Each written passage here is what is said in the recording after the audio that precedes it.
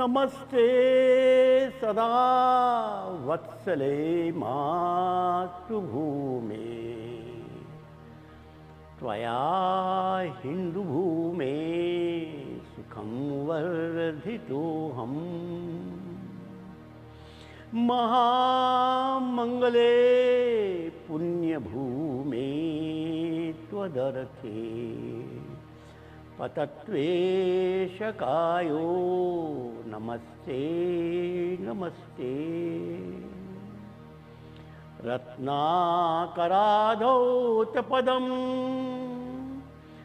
हिमालयकिरीटिनीं ब्रह्मराजर्षिरत्नाढ्यां वंदे भारत मातरम्।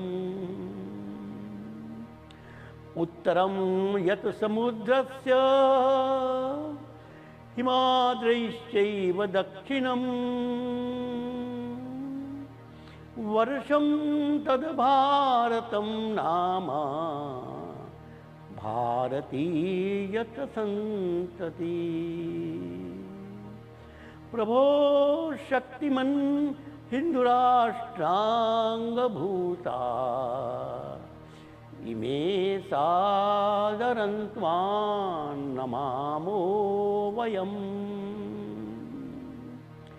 त्वदीयाय कार्याय बद्धा कटीयम् शुभामाशिषं देहि तत्पूर्तये। लोकाभिरामं रणरङ्गधीरं राजीवनेत्रं रघुवंशनाथं कारुण्यरूपं करुणा श्रीरामचन्द्रं शरणं प्रपद्ये। श्रीरामचन्द्रं शरणं प्रपद्ये। मनोजवं मारुततुल्यवेगं जितेन्द्रियं बुद्धिमतां वरिष्ठं वातावानरयूथमुख्यं श्रीरामदूतं शरणं प्रपद्ये। श्रीरामदूतं शरणं प्रपद्ये। विजेत्री च न संवता कार्यशक्तिर्विधायास्य धर्मस्य संरक्षणं परं वै भवन्ने तुमेतत् स्वराष्ट्रं समर्था भवत्वाशिषा ते भृशम्। भारत माता की जय।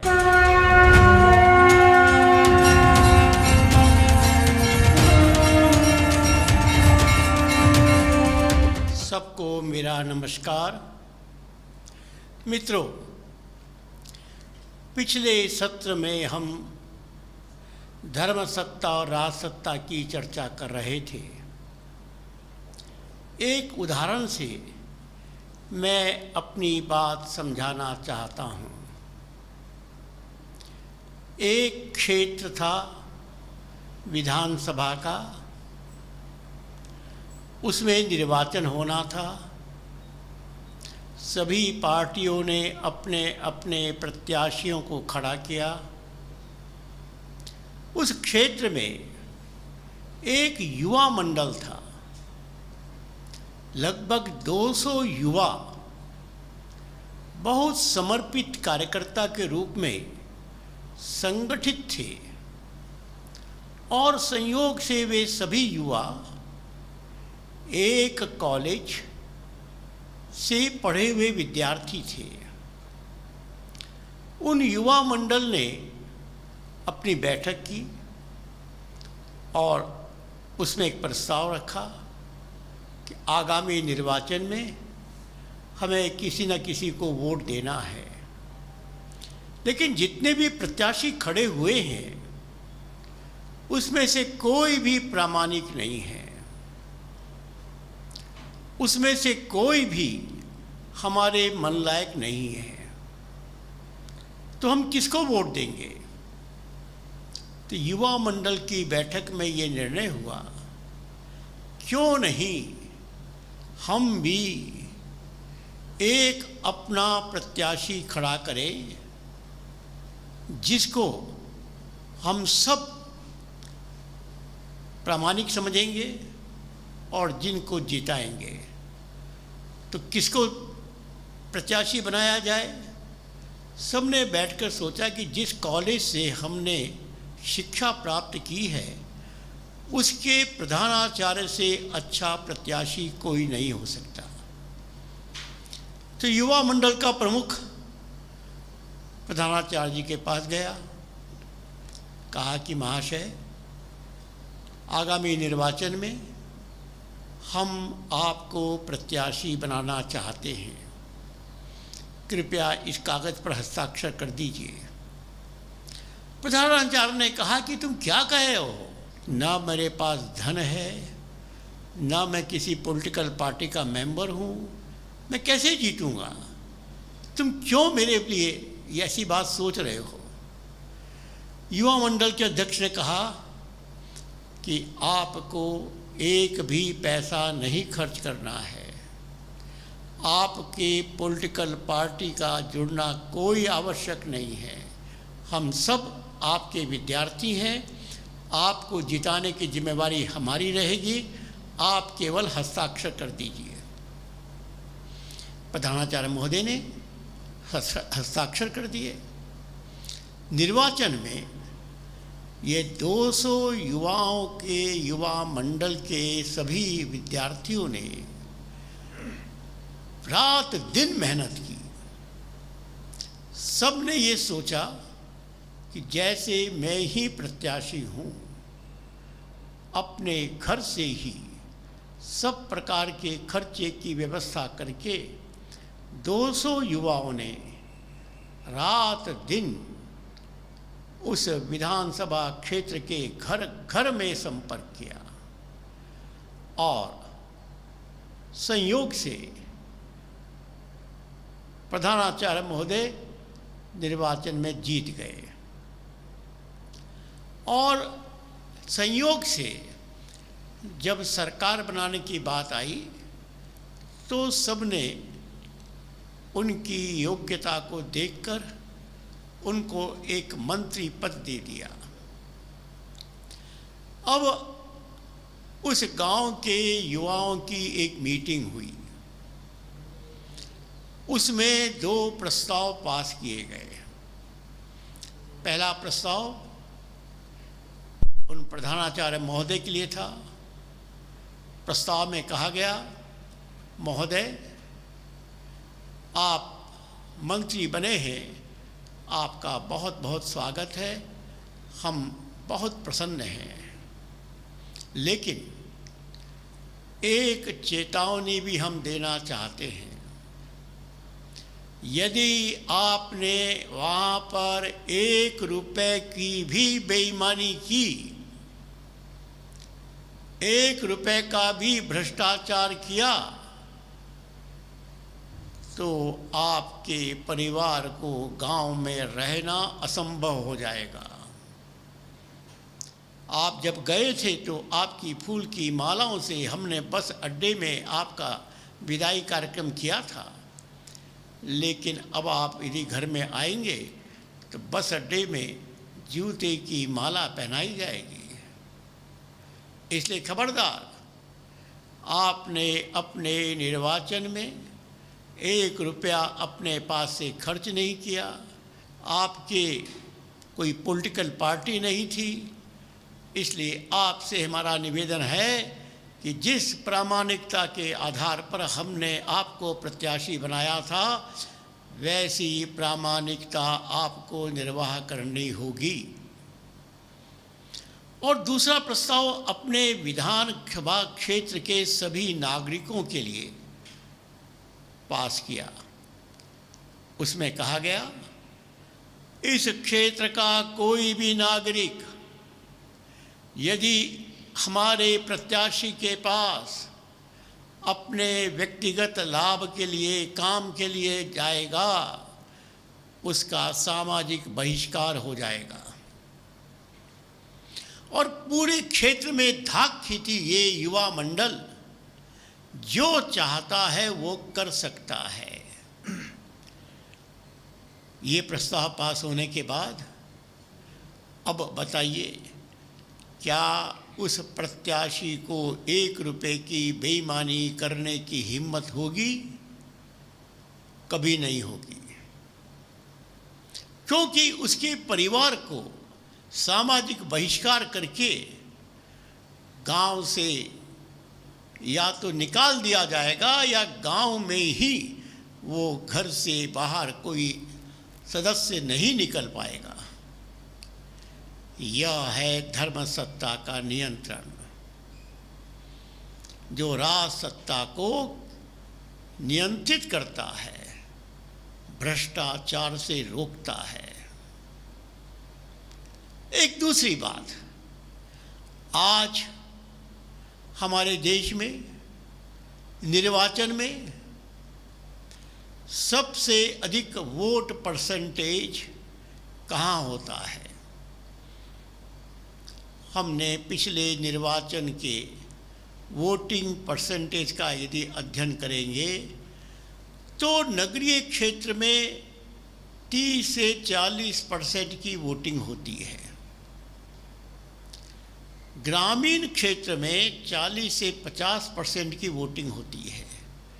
लेकिन ये वनवासी क्षेत्र में, छोटे छोटे क्षेत्र में 80 से 90% वोटिंग होती है, और मुस्लिम समुदाय में भी 80 से 90% वोटिंग होती है। अर्थात सरकार कौन बना रहा है? सरकार ये छोटे छोटे गांव के ग्रामीण भाई बना रहे हैं। लेकिन दुर्भाग्य यह है कि उनको डेमोक्रेसी का अर्थ ही नहीं मालूम, वोट की कीमत ही नहीं मालूम। कोई मुसलमान आकर उनको डरा सकता है, कोई जाति का नेता आकर उनको भड़का सकता है और वे प्रभावित हो जाते हैं। कल्पना करिए, इस देश के सारे ग्रामीण क्षेत्रों में हमारे युवा योद्धा निर्वाचन के पूर्व घर घर में ये समझाने में सफल हो जाएं, ये निर्वाचन का अधिकार कोई राजनीतिक दल ने नहीं दिया, केवल हमारे संविधान ने हमको ये अधिकार दिया है। और इसलिए यह निर्वाचन भारत माता का पूजन है, हमारा संवैधानिक अधिकार है। यह कोई राजनीतिक दल की कृपा नहीं है। और जैसे हम दुर्गा पूजा के समय 9 दिन बिना स्नान किए हम अल्पाहार नहीं करते, और पूजा के दिनों में हम शराब को हाथ नहीं लगाते, हम कोई गलत काम नहीं करते। इसी प्रकार इस भारत माता के पूजन में भी हमको वही व्यवहार करना है। भारत माता के चरणों में चढ़ने वाले पुष्प को वोट कहते हैं। भारत माता के मस्तक पर रखे हुए मुकुट को प्रधानमंत्री कहते हैं। और जिसने भी भारत माता के चरणों में चढ़ने वाले पुष्प के लिए किसी प्रकार का धन या किसी भय के प्रभाव में आ गया, यह दुर्गा माँ क्षमा नहीं करेगी। हमारे ग्रामीण भाई बहुत धार्मिक प्रवृत्ति के हैं। उनको यदि हम ये समझाने में सफल हो गए तो ज़रा बताइए, भ्रष्टाचार की जड़ों में ही हम प्रहार कर लेंगे। ये भ्रष्टाचार क्यों होता है? राजनीतिक नेताओं को अपने निर्वाचन में प्रति वोट हजारों रुपए खर्च करने पड़ते हैं, तब वो निर्वाचित होते हैं। और इतना बड़ा धन उनके पास कहाँ से आता है? जब वो जीत जाते हैं तो सरकारी कर्मचारियों के माध्यम से वो धन संग्रहित करते हैं। और सरकारी कर्मचारी कोई भी काम करने के लिए जब समाज से धन लेते हैं, उसको ही भ्रष्टाचार कहा जाता है। जब नेताओं को एक पैसा भी वोट खरीदने में खर्च नहीं करना पड़ेगा, वे क्यों इतना खतरा मोल लेंगे? जब नेताओं को 1 रुपए भी देने की आवश्यकता नहीं होगी, तो सरकारी कर्मचारी क्यों इतना खतरा मोल लेंगे? भ्रष्टाचार समाप्त हो जाएगा। अर्थात हमने यदि इन छोटे छोटे गांवों में धर्म सत्ता का जागरण किया, देश भ्रष्टाचार से मुक्त हो जाएगा। जिस भ्रष्टाचार पर सारा देश चिंतित है, भाषण तो सब लोग देते हैं, लेकिन व्यवहार कोई नहीं कर पा रहा। आज एकल अभियान में हम 4 लाख गांव के 8 करोड़ परिवारों में 40 करोड़ समाज के लगभग 30-32 करोड़ वोट होते हैं। 30 करोड़ वोट में लगभग 24-25 करोड़ वोट देते हैं। यदि 24-25 करोड़ वोट धर्म सत्ता द्वारा नियंत्रित हो, तो किसकी हिम्मत है कि कोई भी मुख्यमंत्री, कोई भी प्रधानमंत्री, कोई भी विधायक, कोई भी मंत्री 1 पैसे की भी बेईमानी कर पाएगा? आज हम इस वनवासी क्षेत्र में हर 10 परिवार पर 1 ग्राम सैनिक नियुक्त कर रहे हैं। कल्पना करो कि गांव और नगर में बसे हुए शिव समाज के 10 करोड़ परिवारों में हमने 1 करोड़ युवा योद्धा बना लिए। और ये 1 करोड़ युवा योद्धा अपने और निकट के सारे गांव में घर घर में जाकर लोकतंत्र की रक्षा के लिए भारत माता के पूजन की बात एक एक नागरिक के मन में बैठा दें। इस देश की राजनीतिक सत्ता की अवस्था क्या होगी? लेकिन शर्त यह है कि यह धर्म सत्ता जगाने वाला व्यक्ति स्वयं राजनीतिक दल का मेंबर नहीं बनेगा। वो तो वही मुंज की जनेऊ पहनने वाला साधक ही रहेगा। इस चौपाई में तुलसीदास जी ने हनुमान जी के माध्यम से हमको समझाया, जिस दिन हिंदुस्तान में हम 1 करोड़ ग्रामीण युवाओं को हनुमान बना चुके होंगे, जिस दिन इस देश के 10 करोड़ परिवारों को हम हनुमान परिवार बना चुके होंगे, कौन सी राजनीतिक संस्था है जो इस शक्ति का हनुमान जी का सामना करके हनुमान जी को धोखा देने का साहस करेंगे?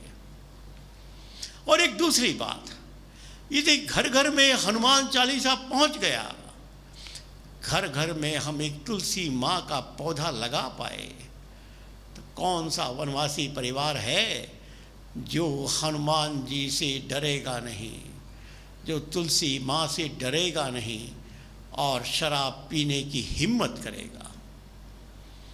मेरा 40 वर्षों का अनुभव है। जब मैंने उड़ीसा में इस वनवासी क्षेत्र में काम आरंभ किया, एक स्वामी लक्ष्मणानंद जी के नेतृत्व में हम लोग काम कर रहे थे और विचार आया कि इस वनवासी क्षेत्र के व्यसन को कैसे रोका जाए। समझाने से कोई लाभ नहीं होगा,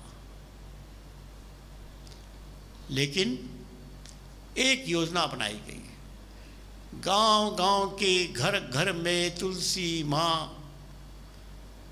को स्थापित करो। जब ये अभियान शुरू किया गया तो गांव के लोगों ने तुलसी माँ को अपने घर में लगाने से मना कर दिया, क्योंकि माँ हमारे घर में आ जाएगी, माँ को बिना पानी दिए वो जीवित नहीं रहेगी। और हम प्रतिदिन व्यसन करते हैं, हम कैसे माँ के सामने जा पाएंगे? माँ हमारे घर में सूख जाएगी, मर जाएगी, हमें पाप लगेगा। बड़ी मुश्किल से गांव में एक तुलसी चौरा बनाने में सहमत हुए।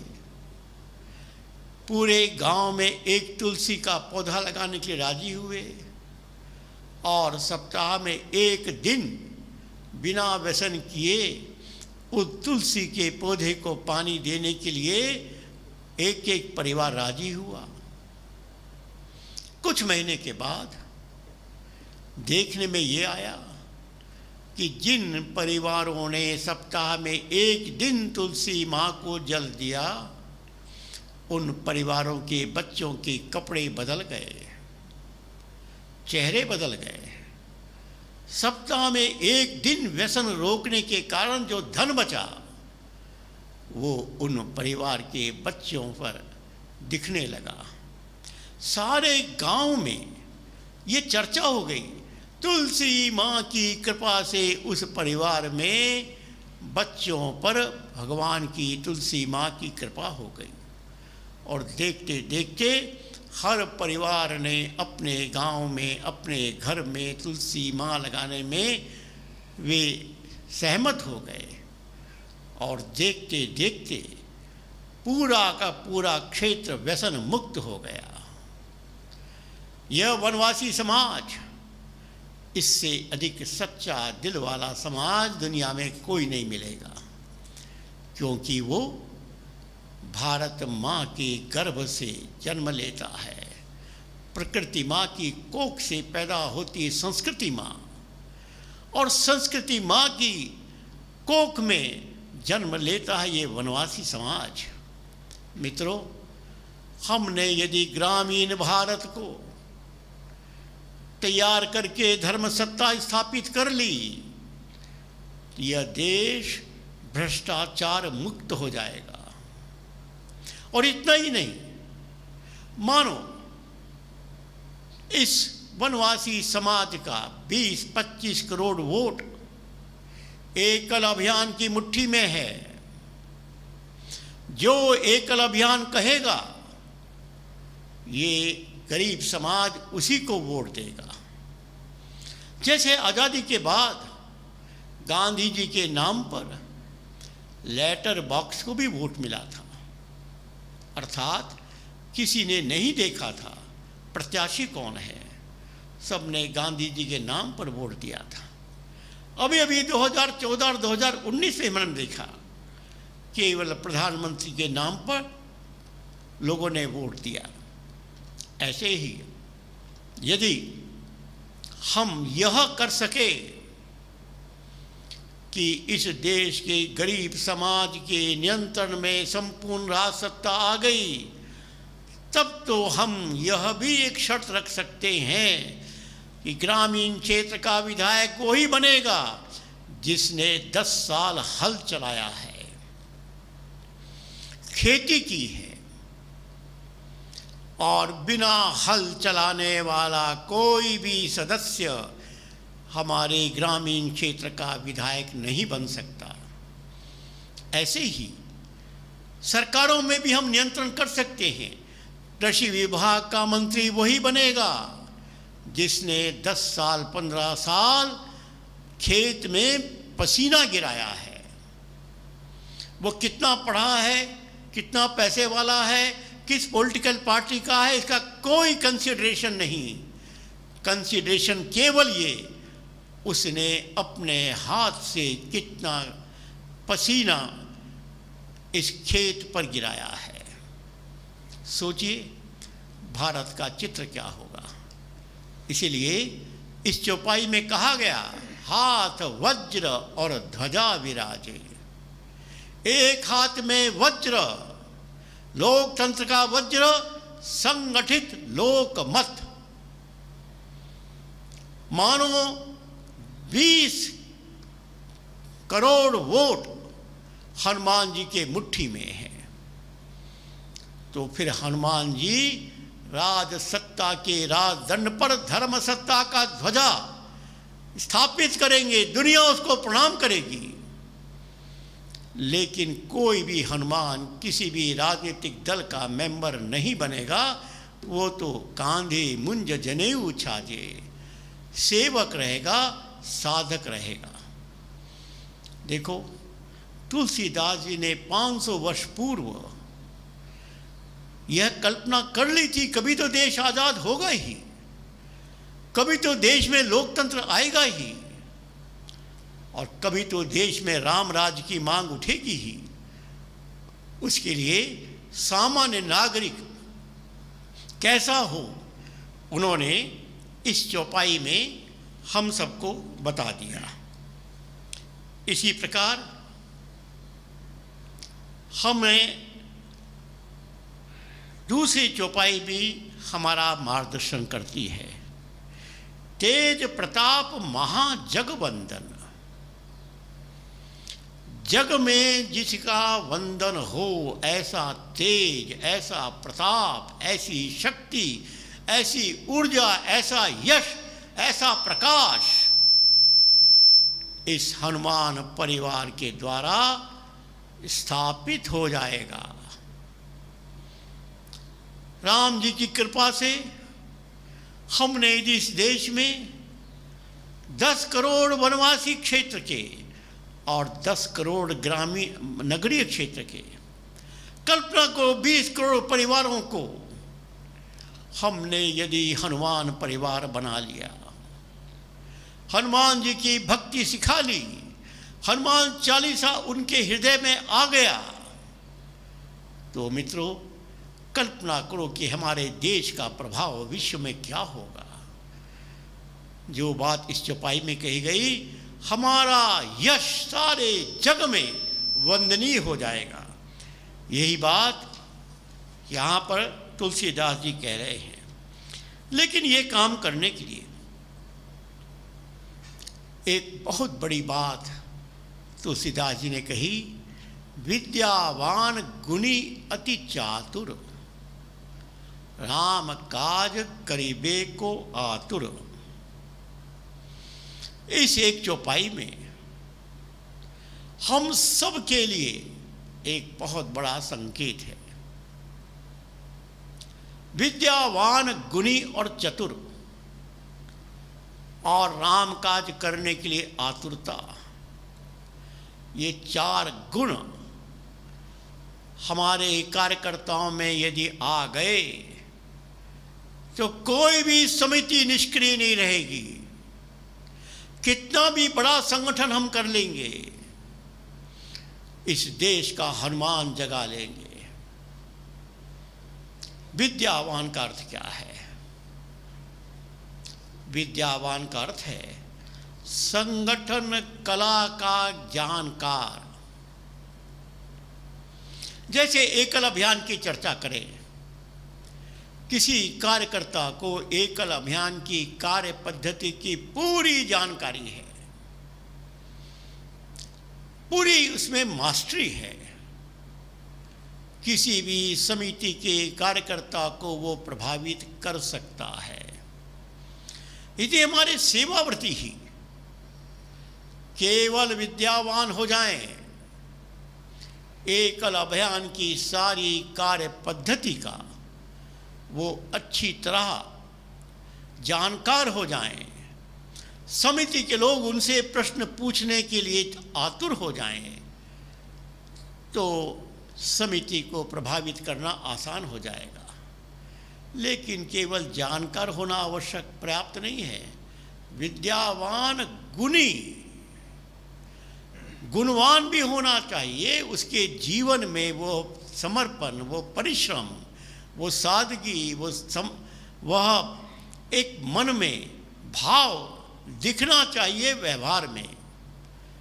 मैंने पहले ही कहा था, हनुमान जी को ज्ञान और गुण का सागर बताया गया है।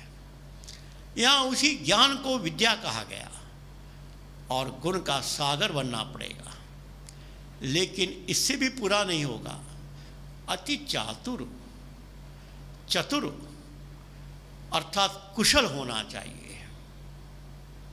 कुशलता, किस समय कौन सी बात करना आवश्यक है, किससे किस प्रकार अपनी बात मनवाना उचित है, संभव है, इसको ही कुशलता कहते हैं। गीता में तो कुशलता को योग कहा है। एक व्यक्ति अपने कार्य में कुशल है तो वो हमेशा सफल हो जाता है। और राम काज करिबे को आतुर, आतुर की यदि कोई संज्ञा हम खोजें तो मेरे पास तो एक ही शब्द आता है, पागलपन। आतुरता, पागलपन। राम जी के काम करने के लिए पागलपन यदि कार्यकर्ताओं में आ गया, कुछ भी असंभव नहीं है। पूजनीय डॉक्टर हेडगेवार जी कहा करते थे, मैं पागलों का संगठन कर रहा हूं, मुझे देश के लिए पागल चाहिए। बिना पागल हुए कोई फांसी के फंदे पर नहीं चढ़ता, बिना पागल हुए कोई घर परिवार को नहीं छोड़ता, बिना पागल हुए आज़ादी के लिए लाखों लोग जेल में नहीं जाते, बिना पागल हुए देश के लिए सेना बनकर अपने जीवन को होम नहीं करते। ये सब पागलपन की निशानी है। एक उदाहरण ठाकुर रामकृष्ण परमहंस और स्वामी विवेकानंद के जीवन का आता है। स्वामी जी बालक प्रारंभ में ठाकुर के पास गए और उन्होंने ठाकुर से कहा कि ठाकुर, क्या आपने भगवान देखा है? ठाकुर ने कहा, हाँ देखा है। क्या आप हमको दिखा सकते हैं? हाँ दिखा सकते हैं। क्या आप उससे बात करवा सकते हैं? हाँ करवा सकते हैं। रामकृष्ण परमहंस की इस बात को सुनकर ये युवा नरेंद्र चकित रह गया। इसके पूर्व न जाने कितने लोगों से पूछा था और किसी ने भी इतना आत्मविश्वासपूर्वक उत्तर नहीं दिया था। तो युवा नरेंद्र ने कहा कि ठाकुर बस मुझे भगवान दिखाओ। ठाकुर ने कहा ठीक है, मेरे पीछे पीछे आओ। आगे आगे ठाकुर, पीछे पीछे नरेंद्र चल रहे हैं। ठाकुर चलते चलते एक नदी के किनारे पहुंच गए और फिर नदी में प्रवेश कर लिया। नरेंद्र भी उनके पीछे पीछे नरेंद्र नदी में प्रवेश करते हैं और पानी धीरे धीरे गले तक आ गया। नरेंद्र को आश्चर्य हुआ कि हमको ये भगवान दिखाने आए थे, ये क्या कर रहे हैं। ज्यों ही पानी गले तक आया, ठाकुर ने तुरंत पलटकर नरेंद्र का गला पकड़कर पानी में डुबो दिया। नरेंद्र को लगा कि शायद भगवान दिखाने का ही तरीका होगा। कुछ क्षण के बाद नरेंद्र तड़पड़ाने लगा, अरे ठाकुर छोड़ो छोड़ो मर जाऊंगा, ठाकुर छोड़ो छोड़ो मर जाऊंगा। और जब बिल्कुल पागल हो गया वो, नहीं छोड़ोगे मर जाऊंगा, ठाकुर ने गर्दन छोड़ दी और वो नदी के बाहर निकलकर दौड़ने लगे। नरेंद्र भी पीछे पीछे दौड़ते हुए निकले कि तुम मुझको भगवान दिखाने के लिए लाए थे या मारने के लिए लाए थे। थोड़ी देर बाद जब दोनों थक गए तब नरेंद्र ने पूछा, ठाकुर तुमने क्या किया? ठाकुर ने कहा, नरेंद्र एक बात बताओ, जब मैंने तुम्हारी गर्दन पानी में डुबोई थी, तुम कह रहे थे मर जाऊंगा मर जाऊंगा, ठाकुर छोड़ो गर्दन, उसमें तुमको क्या लग रहा था? नहीं, क्या लग रहा था? एक ही बात, नहीं छोड़ोगे तो मर जाऊंगा। जिस दिन तुम भगवान को देखने के लिए ऐसी पागलपन सवार हो जाएगा, भगवान दिख जाएंगे। ये पागलपन ही तुम्हें अपने लक्ष्य तक पहुंचाता है। ये पागलपन ही कार्यकर्ता को श्रेष्ठ बनाता है। मैं कई बार मजाक में कहता हूं, मानो हमारे सेवाव्रती किसी कार्यकर्ता के घर का प्रत्येक सदस्य घोषित कर दे कि ये तो पागल हो गए हैं, गांव का प्रत्येक सदस्य घोषित कर दे ये तो पागल हो गए हैं, संगठन का प्रत्येक सदस्य घोषित कर दे ये तो पागल हो गए हैं, ऐसा पागल ही एकल अभियान का नेतृत्व करने वाला कार्यकर्ता बन जाएगा। और इसलिए इस चौपाई में तुलसीदास जी ने इस आतुर को, राम काज करिबे को आतुर, ये ध्यान रखिएगा, राम जी का काम। और राम जी का काम क्या है, ये हम लोगों ने पिछली बैठक में सुना, क्रांति राम की बात से सुना।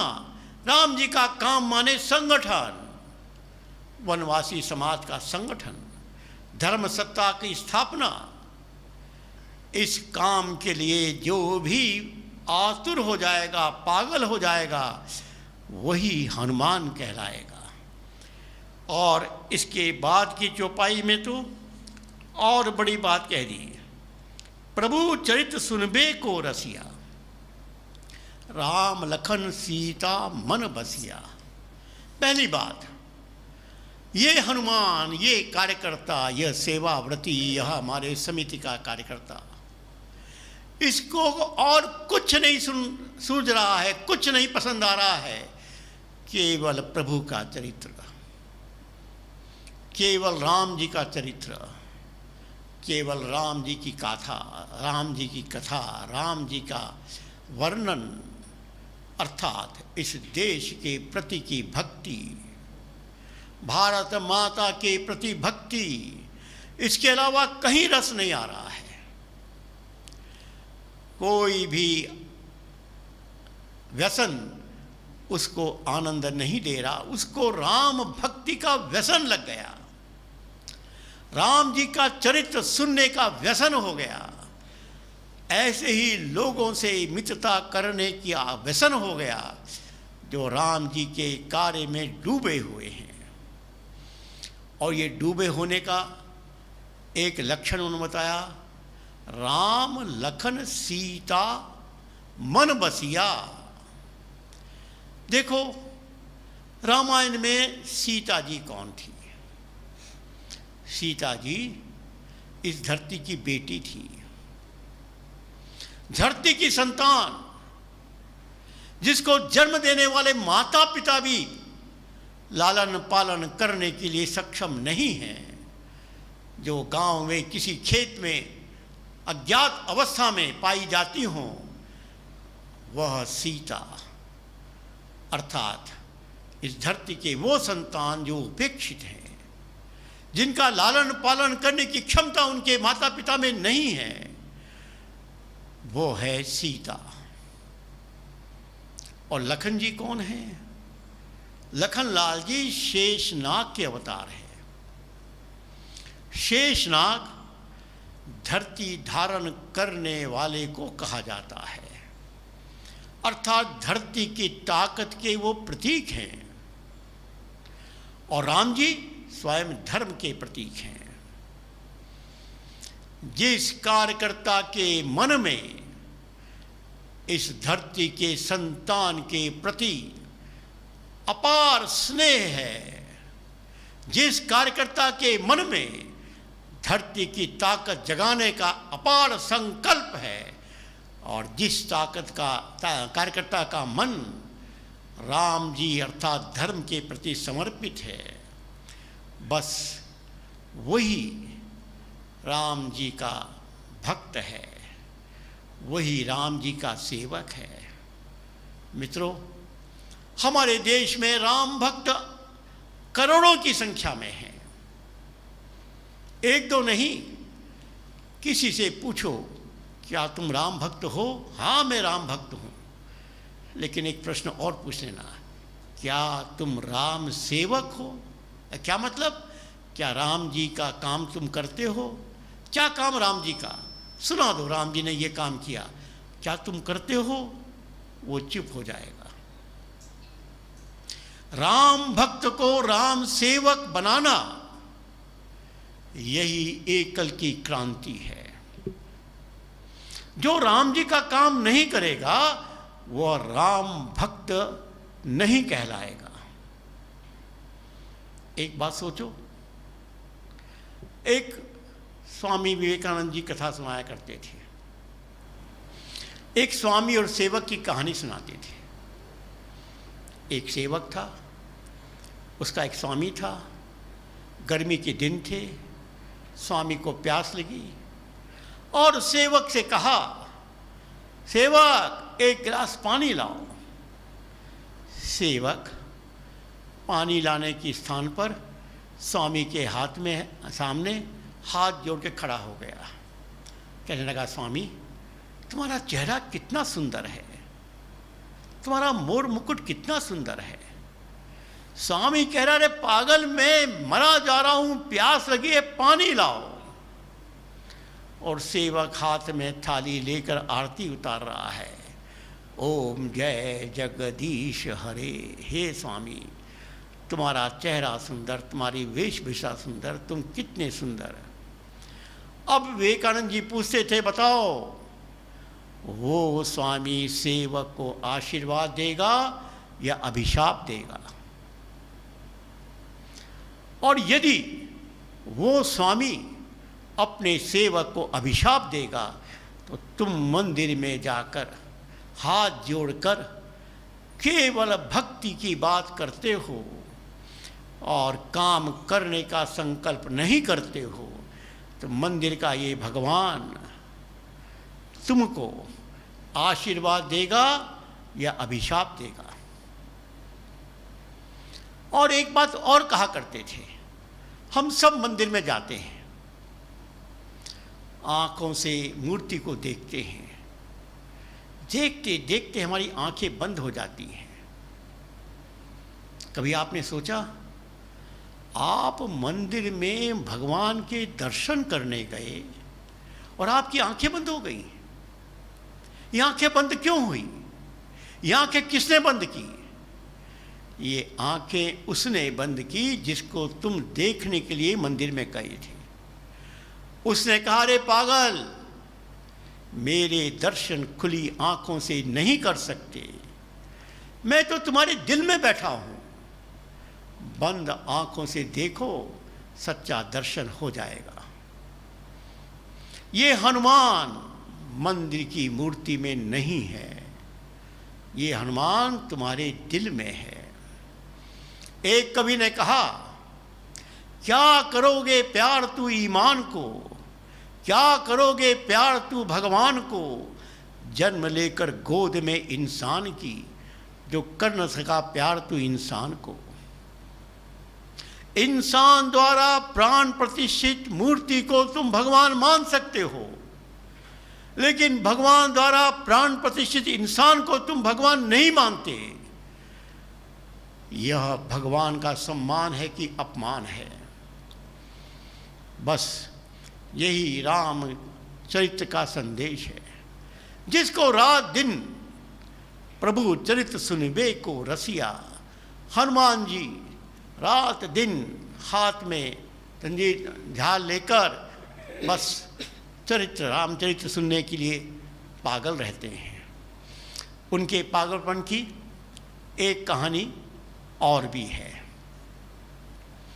आपने सुना होगा, हनुमान जी जब अयोध्या आ गए, राज्याभिषेक हो गया राम जी का, और राज्याभिषेक में राम जी ने सबको बहुत बड़े बड़े उपहार देकर विदा किया, उनके साथ जो लोग भी आए थे। ये विभीषण, सुग्रीव, नील, नल, अंगद, जामन सबको विदा किया। तो ये चर्चा शुरू हुई कि हनुमान जी को जाने के लिए कौन कहेगा। राम जी का भाई मैं तो नहीं कह सकता, इतना उपकार उसने मुझे किया, मैं नहीं कह सकता।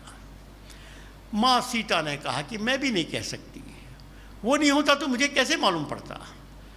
और इसलिए हनुमान जी को अयोध्या से जाने के लिए किसी ने नहीं कहा। एक दिन माँ सीता ने ही कहा प्रभु से, प्रभु आपने सबको उपहार दिया, इस हनुमान को कुछ नहीं दिया। प्रभु ने कहा मेरे पास कुछ है ही नहीं देने के लिए, मैं क्या दूं इसको, इसके उपकार से तो मैं उर्ण नहीं हो सकता। तो सीता जी ने अपने गले का हार उतार कर हनुमान जी को दिया उपहार में। जानते हनुमान जी ने क्या किया? हनुमान जी उस हार को लेकर एक कोने में एक एक मोती को तोड़ रहे हैं, उसमें कुछ देख रहे हैं। माँ सीता ने कहा पागल क्या कर रहे हो? माँ मैं देख रहा हूं कि तुम्हारे हृदय के पास रहने वाले मोतियों में प्रभु राम है कि नहीं। अरे मोतियों में राम? हाँ मोतियों में राम। सीता जी बड़ा आश्चर्य हुआ। सीता ने क्या कह रहे हो, तुम्हारे दिल में राम है? हनुमान जी ने अपना दिल दिखाया, राम लक्ष्मण सीता उसमें विराजमान। ये है हनुमान, ये हनुमान का देश। आओ मित्रों, एकल अभियान के आह्वान पर प्रत्येक परिवार हनुमान परिवार बनेगा, प्रत्येक युवा हनुमान का रूप बनेगा, देश में राम राज आ जाएगा। आज इतना ही, अगले सत्र में आगे की चर्चा करेंगे। सबको नमस्कार, धन्यवाद।